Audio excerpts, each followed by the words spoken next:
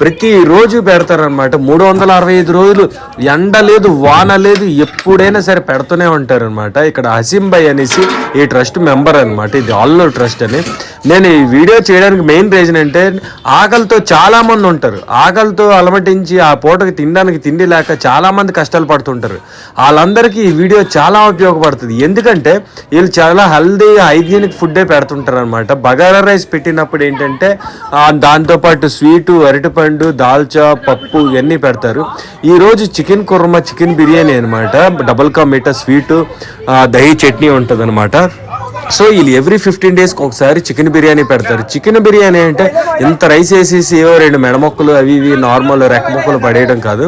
Chicken pieces అనమాట. Rice తక్కువ ఉంటుంది, పీసెస్ ఎక్కువ ఉంటుంది. ఎందుకంటే ఈ లక్ష్యం ఏంటంటే చిన్నపిల్లల దగ్గర ముసలి వరకు పేద ప్రతి ఒక్కరికి, అనాథ పిల్లలకి అందరికీ ఆకలి తీర్చాలనే అనమాట.